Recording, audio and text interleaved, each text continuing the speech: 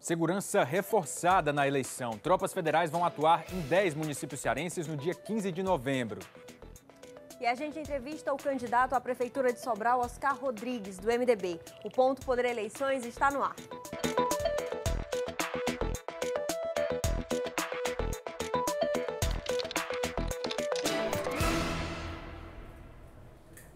Olá, muito boa noite. Ponto Poder Eleições está no ar e a gente começa o programa de hoje falando, olha só, de segurança das eleições. O Tribunal Superior Eleitoral, o TSE, aprovou hoje o envio de tropas federais para 10 municípios cearenses no dia da votação marcada para 15 de novembro. Lembrando para você que está em casa que esse efetivo é diferente daquele efetivo da Força Nacional que já chegou ao Ceará para atuar no município de Caucaia. Quem traz mais informações para a gente é a repórter Ana Beatriz Farias. Boa noite, Bia. A gente já sabe em quais municípios as tropas federais devem atuar? Boa noite, William. Boa noite, Jéssica. Nós sabemos sim.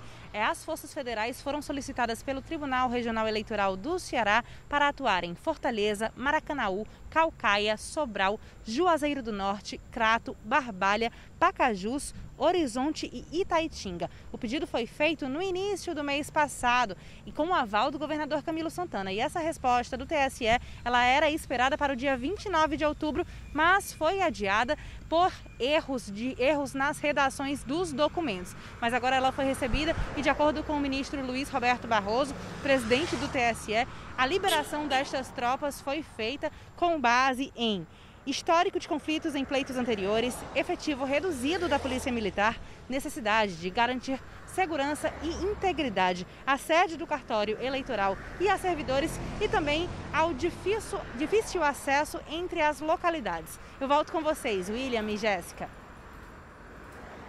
Obrigada, Bia, pelas informações. E a Justiça Eleitoral e o Ministério Público estão de olho também em possíveis candidaturas falsas nessas eleições municipais. Em outras disputas, casos semelhantes resultaram em investigação por uso indevido de verba pública de campanha. Vamos entender melhor na reportagem de Luana Barros.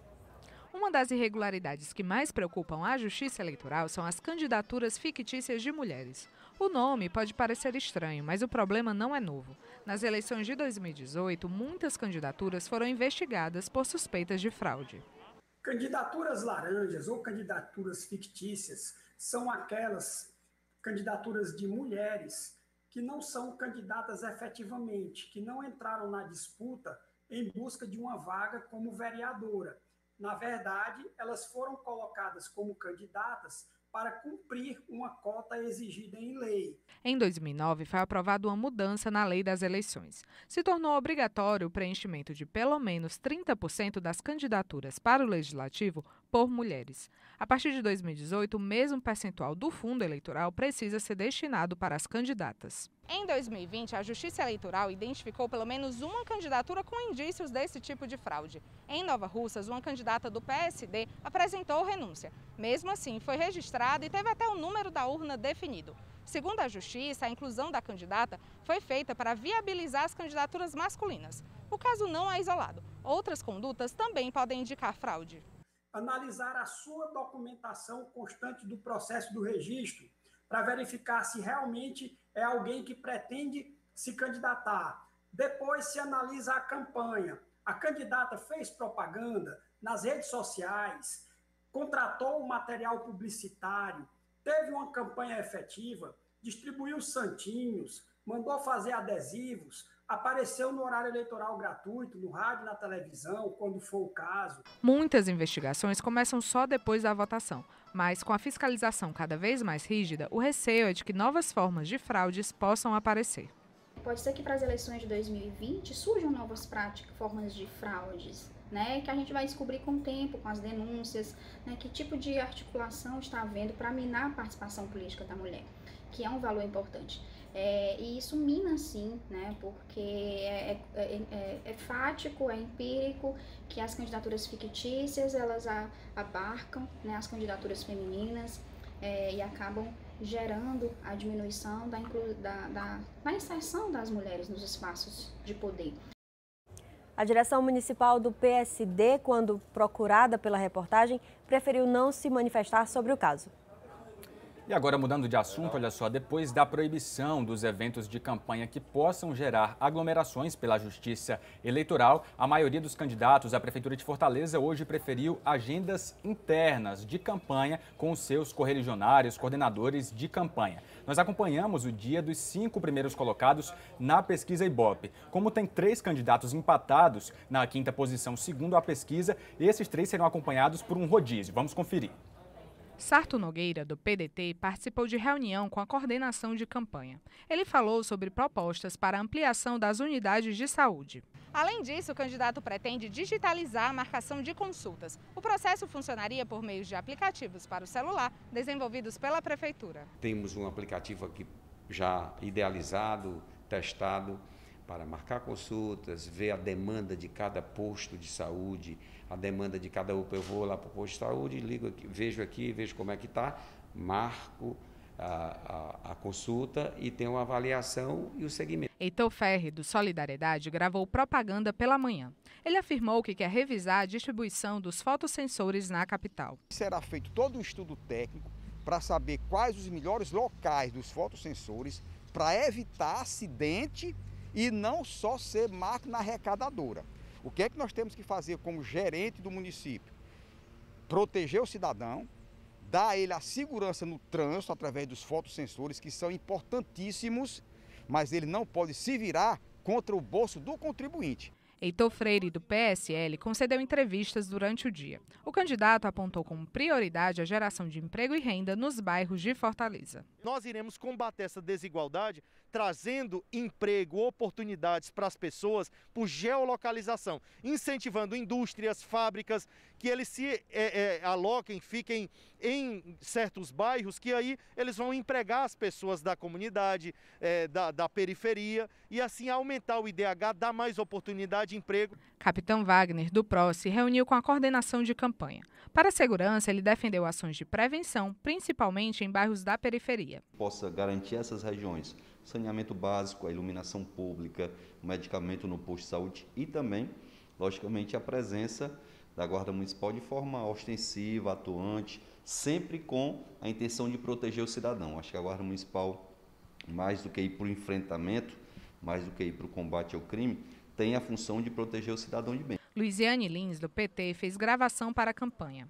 Ela apontou como prioridade a ampliação do número de creches em Fortaleza, caso seja eleita. Nós temos um propósito, um objetivo, vamos perseguir a meta da gente construir diversas creches de tempo integral para a gente tentar que tenha creche para quem precisa de creche. Ou seja, as mães que trabalham, principalmente depois dessa pandemia, que as mães estão tentando se virar de todo jeito, ela precisa saber que o filho dela está confortável no espaço para ela poder ter tranquilidade para trabalhar.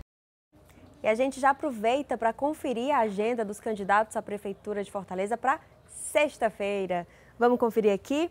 Começando no telão, o candidato Anísio Melo, do PCdoB, ele participa de reunião com a coordenação de campanha eleitoral.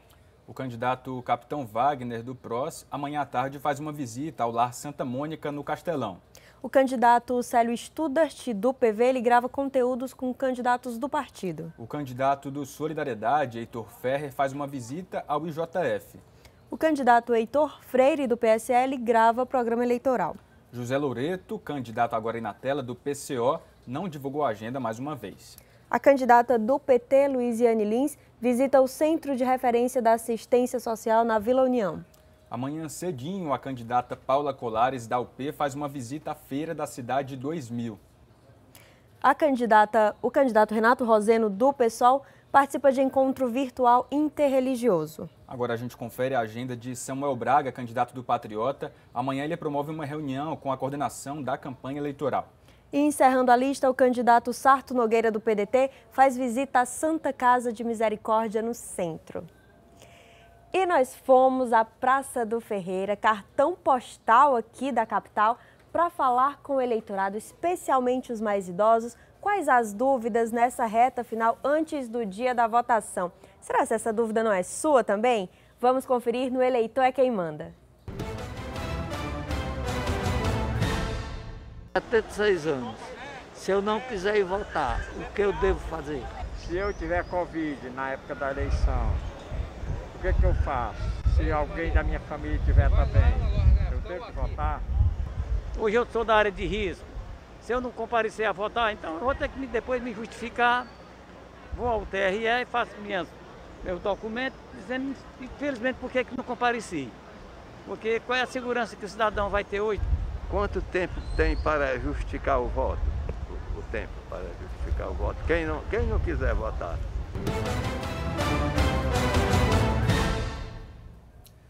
Pois é, no meio dessa pandemia, muita gente com dúvidas para o dia da votação, especialmente as pessoas que fazem parte do grupo de risco da Covid-19. Mas a gente aqui no Ponto Poder Eleições vai até o TRE para tirar essas dúvidas para você que está em casa. O repórter Flávio Roveri mostra para a gente o que pode acontecer. Para quem tem algum receio de votar ou não, como é que faz para justificar, em que prazo, ele conta tudo para a gente agora.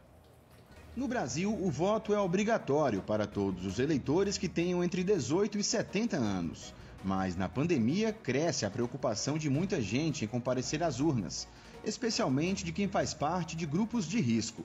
Quem não se sentir seguro para ir votar tem algumas opções para justificar. O voto deve ser justificado no prazo de 60 dias, a contar de cada turno que tenha sido perdido. Isso pode ser feito por meio do aplicativo e-Título, pelo site do Tribunal Superior Eleitoral ou com o preenchimento do requerimento de justificativa eleitoral, disponível para download na internet ou em cartórios eleitorais, postos e centrais de atendimento ao eleitor, onde deverão ser entregues após o pleito, quando forem retomados os atendimentos presenciais, em data que ainda será divulgada. Em todas essas ferramentas deve ser anexado um documento comprobatório, como um atestado médico, por exemplo. Se a apresentação desse documento não for possível, o eleitor precisa esclarecer essa impossibilidade nas razões do seu pedido de justificativa. E pode apresentar essa justificativa qualquer eleitor que se ausente às eleições, independentemente da idade ou de fazer parte ou não de um dos grupos de risco da Covid-19. A orientação do Tribunal Superior Eleitoral é que o eleitor fique em casa se estiver com febre no dia da votação ou tiver tido Covid-19 no período de 14 dias antes do dia da eleição, mas não há nenhuma proibição de que ele vá votar nessas condições, caso queira. As medidas adotadas pelo TSE, a obrigatoriedade do uso da máscara, a disponibilidade de álcool em gel em todas as sessões, a manutenção do distanciamento na fila, o uso da face shield e da máscara pelos mesários, são medidas eficazes na proteção de eleitores, servidores e mesários à disposição da Justiça Eleitoral. Tá aí, você viu aí algumas das respostas às dúvidas que os nossos eleitores hoje colocaram aí no Eleitor é Quem Manda, e daqui a pouco a gente volta do intervalo rápido que a gente faz agora para entrevistar o candidato do MDB à Prefeitura de Sobral, Oscar Rodrigues. Não sai daí, é já já.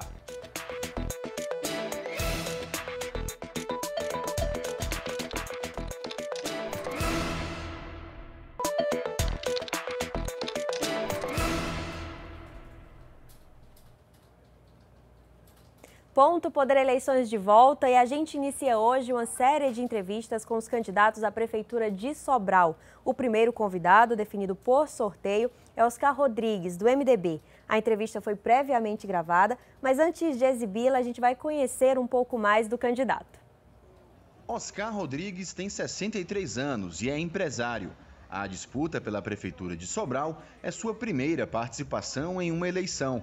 O filho do candidato, Moses Rodrigues, porém, já está no segundo mandato como deputado federal. Ambos são do MDB. Oscar Rodrigues declarou mais de 15 milhões de reais em bens à Justiça Eleitoral. O candidato a vice na chapa do MDB é o empresário Zé Vital. Nós recebemos agora, aqui no Ponto Poder Eleições, o candidato do MDB à Prefeitura de Sobral, Oscar Rodrigues. A nossa entrevista tem duração de 10 minutos, que começam a ser contados a partir de agora. Boa noite, candidato. Boa noite. Começo perguntando para o senhor, candidato, sobre pandemia. A gente vive um ano muito difícil, atípico, delicado, inclusive, para a administração pública e para a população. O desemprego tem sido um grande problema. Pergunto para o senhor, caso o senhor seja eleito prefeito de Sobral, qual é a medida emergencial para ser tomada logo no início da gestão contra o desemprego? Em Sobral, o prefeito atual exagerou muito na questão da pandemia, fechou a cidade E isso, com certeza, gerou mais desemprego até do que em outras cidades. A cidade ainda tem portas fechadas em determinados aspectos. E para se resolver um problema deste, é necessário se reinventar. E a Sobral foi a cidade que teve mais desemprego, por exemplo, em 2019.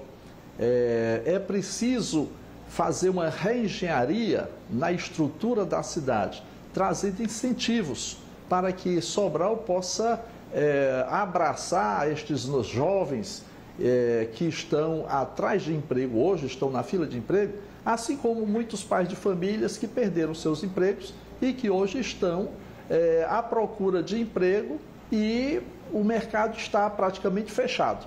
É preciso se fazer nova engenharia também para se atrair novas empresas para Sobral. Sobral é uma cidade de uma educação muito elevada, mas também tem um grande polo de indústria e de comércio em Sobral. Então, há muitas maneiras de se atrair novas empresas para Sobral.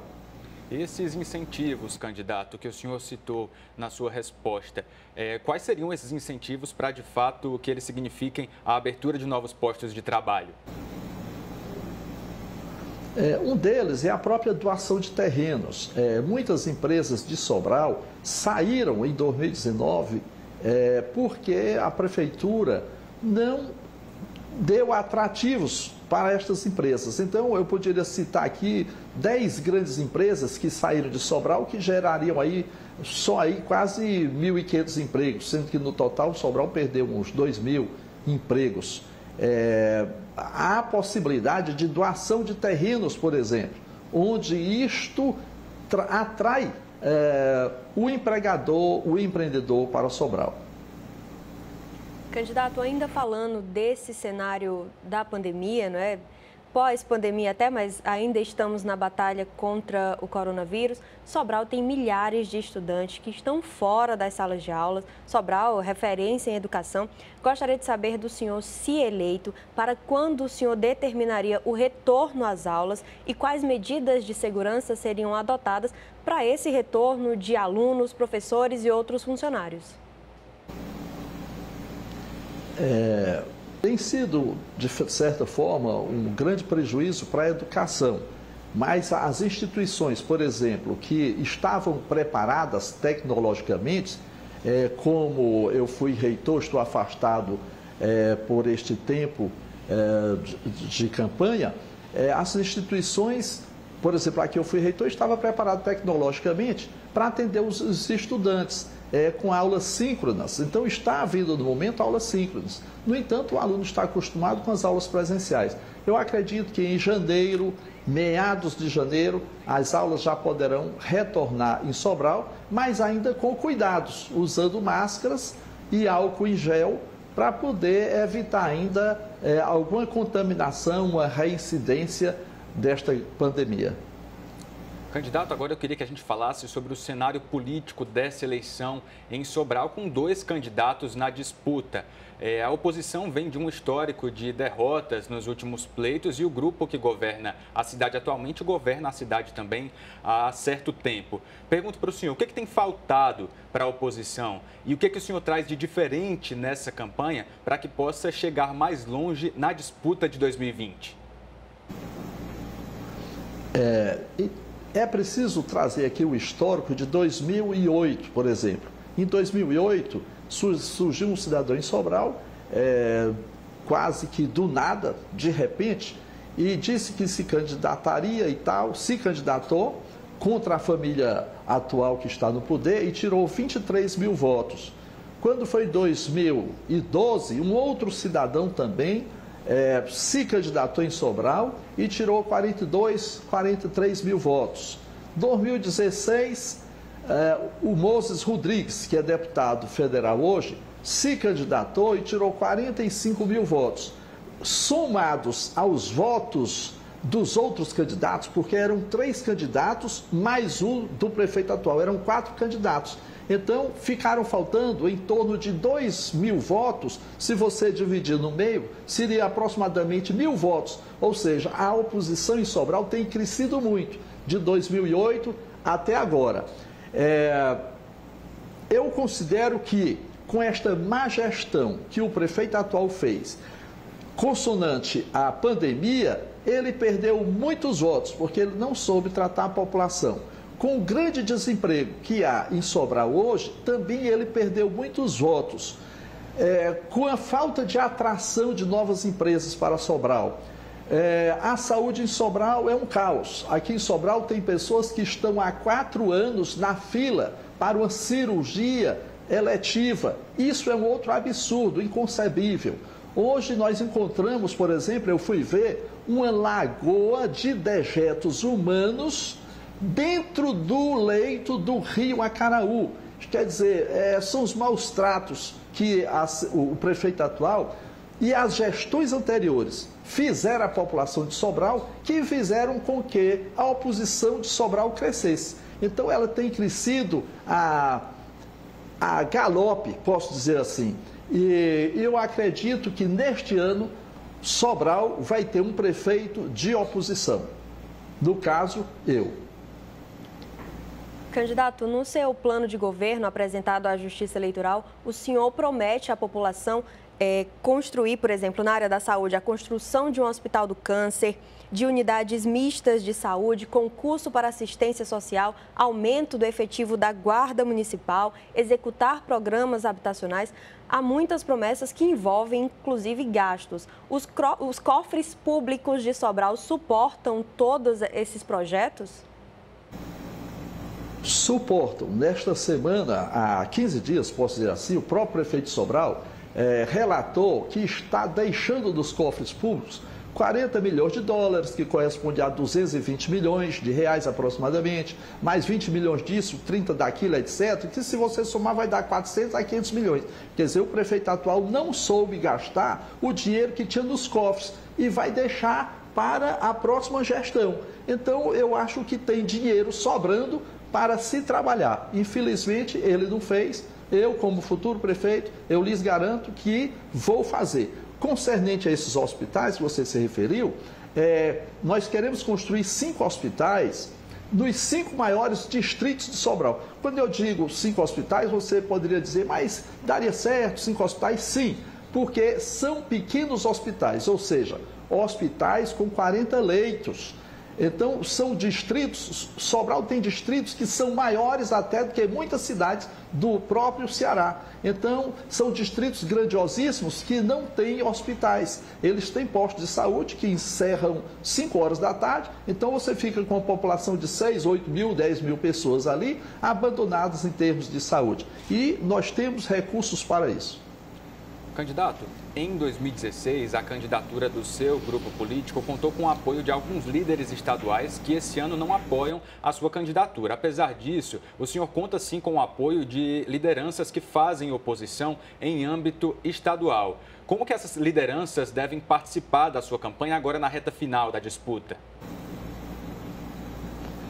Olha, realmente, neste ano, nós estamos considerando o apoio, por exemplo, do capitão Wagner, né, que ficou de vir até a Sobral também. Sabemos que ele está em grande campanha em Fortaleza e outras lideranças, deputados estaduais e federais que poderão vir aqui nos dar o apoio.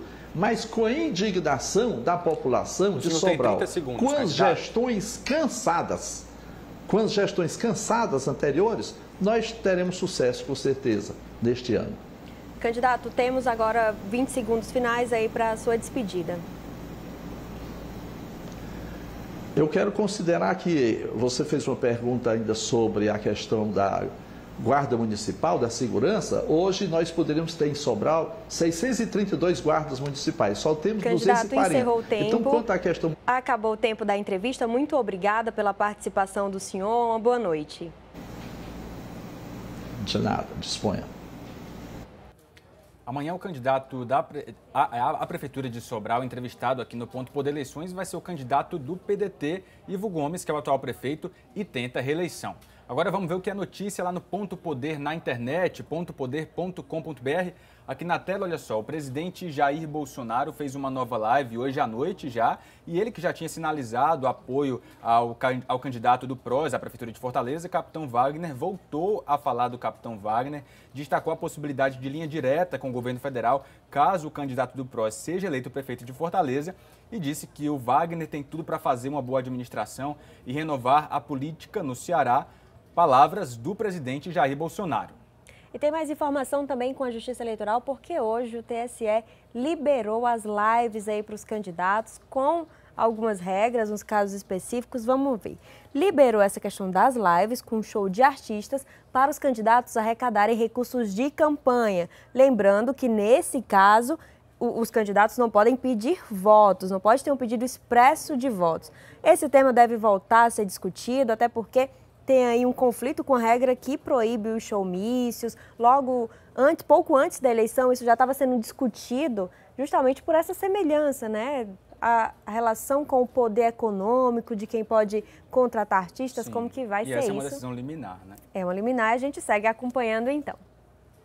Agora então, Ponto Poder Eleições vai ficando por aqui. Amanhã tem muito mais notícia. Você continua acompanhando a campanha lá no pontopoder.com.br. Uma boa noite para você e até amanhã. Boa noite e até amanhã.